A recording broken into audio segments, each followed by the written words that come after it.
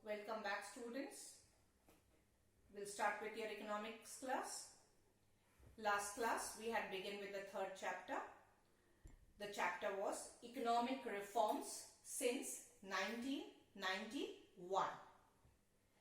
To deal with the economic reforms, we have already discussed that the economic reforms were introduced in the era 1991, and the economic reform measures are categorized as the LPG policies, that is liberalization, privatization and globalization, measures adopted by the government during this period of time in order to revive the economy and boost up the process of development, competitiveness and efficiency into the economy. We were discussing the topic liberalization, and I had discussed what liberalization means and what were the objectives of the government under liberalization measures. Now today we are going to further deal with the liberalization measures that were adopted by the government. The policy of liberalization was adopted, and it was adopted in different sectors. It was adopted in the industrial sector, it was adopted in context to the fiscal measures, it was adopted in context to the investment policies, it was adopted in context to the financial sector. Now we are going to deal with them one by one. To deal with the first one, industrial sector reform. In order to relax the restrictions and control on industries and encourage greater and larger volume of production, the government abolished industrial licensing. All permits, licenses required for setting up industries which were not of basic and strategic importance were abolished. Now it was easier for the private sector to open and set up industries without the government controls and restrictions. Contraction of public sector.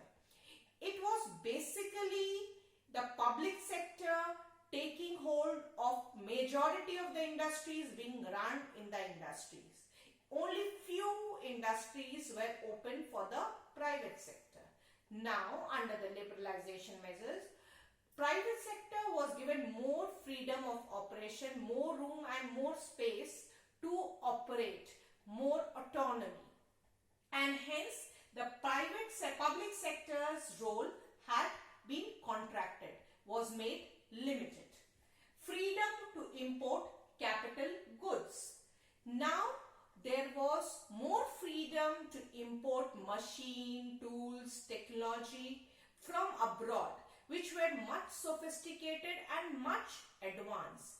It was no more important to manufacture them in the country, because now we needed to improve the standard of production. So these were the policy measures under liberalization in order to boost up the industrial production. These relaxations were given to the industries. Now we move to the financial sector reform.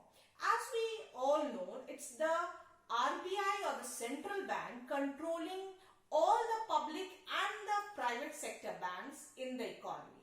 In other words, it is the apex bank of the economy, having the guardianship of all banks, making policies related to operation, terms of credit, and all the decisions related to the monetary functioning of these banks are taken by the central bank or the RBI in the country.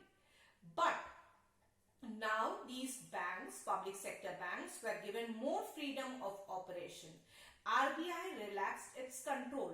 The policies which the RBI makes, like SLR, CRR, all these legal reserve requirements were relaxed by the RBI, and the public sector bank were given more freedom to adjust these rates.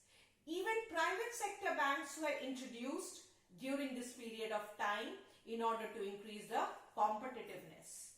Change in the role of RBI from regulator to facilitator. Now RBI's objective was not to regulate but to ensure smooth working of these banks and make sure that they can perform at their best and increase more funding in the economy and accelerate the process of economic growth rather than to put a check or control on their credit creation ability. Deregularization of interest rate. Now, the interest rate were not monitored on a strict note by the RBI. They were given more flexibility of operation, giving more room and space to the banks to adjust or vary their rate of interest. Next set of reforms that were introduced under liberalization were the fiscal reforms or the tax reforms. Now, what is fiscal reform? All those reform measures that were taken up by the government with respect to the public expenditure policy and public revenue policy are known as fiscal sector reform or the tax reform. In this context, initially the government was going on expanding its public expenditure and it kept the public revenue low, as such that deficit financing was taking place. Now the government was not just investing in welfare activities but also in profitable ventures. Tax rates were reduced so that people could work and enhance their efficiency and productivity without giving their hard-earned money in form of taxes, so as to increase the productivity and efficiency of the production unit as well as the entrepreneurs in the country. Next was foreign exchange reforms. All such measures regarding to depreciation of foreign currency, appreciation of the domestic currency, all these measures were taken up. For example, the main policy measure under this foreign exchange reform was to keep the value of domestic currency low in terms of foreign currency, making the domestic currency cheaper. In other words, when the domestic currency becomes cheaper, the value of our exports becomes less. Since our exports become cheaper, they are in higher demand, and hence we can export more and more because they are cheaply priced in relation to the foreign goods and thus are in more demand. And this way we can expand the production of our industries by producing more for the purpose of being exported. So these foreign exchange reforms were also introduced. Now the last set of reform measures were known as trade and investment reforms. In order to encourage trade on larger scale, encourage foreign investments, setting up of MNCs, certain reform measures were introduced, like export duties, import duties were abolished, making free movement of goods and services possible on a larger scale, encouraging MNCs to come and collaborate with the domestic production units, encouraging foreign countries to make an investment in our country by buying assets, plants, land, having partnership.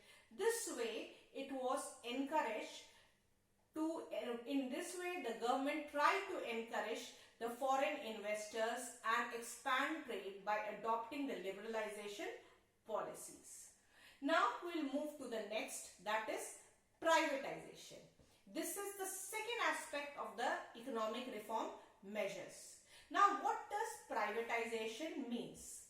Privatization actually means transfer of ownership and control from the hands of public sector into the hands of private sector. It involves transferring the ownership rights, controlling rights or the decision-making rights, and also to make necessary changes for production. So privatization is a general process of having private sector into the ownership and operation of state-owned enterprises. Initially, the private sector was given a very confined or a limited operation sphere. Now, it was aimed that more opportunities, more challenges should be given to the private sector so that they could enhance the productivity and come up with their efficiency and overcome the demerits of public sector like mounting losses, huge burden or expenses of running costs, etc., etc.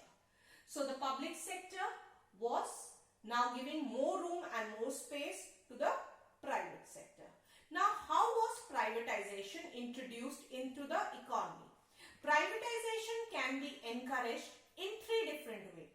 The first measure being contraction of the public sector. That means now the public sector can take a back foot and make its participation or operation limited.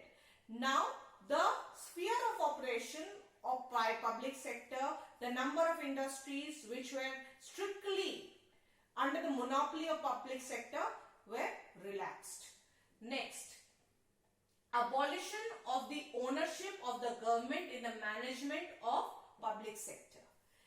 Now the management, how the resources are to be used, how they are to be channelized, what is to be produced, how is to be produced, all the managerial decisions were now delegated to the private sector, which was initially, although under collaboration between public and private sector, majorly taken by the public sector. Now it was not so. There was decentralization of control and power. And lastly, sale of shares of public sector. Now, partnership of private sector was encouraged, where a greater percentage share and equal stake was given to the private sector in owning those industries and enterprises. And private sector could have shares or ownership rights in these enterprises. This way, privatization was given an encouragement under the new economic policy reforms. So, deal with the topic privatization in detail. Also go through the merits and demerits of privatization. I would also provide you with supporting notes related to the topic privatization in form of a PDF file. And the points that have been discussed, the definition, the features, the objectives, go through your assignments and make your assignment in a point-wise format as we have been always doing as per your CBSE pattern. Thank you. Please take care.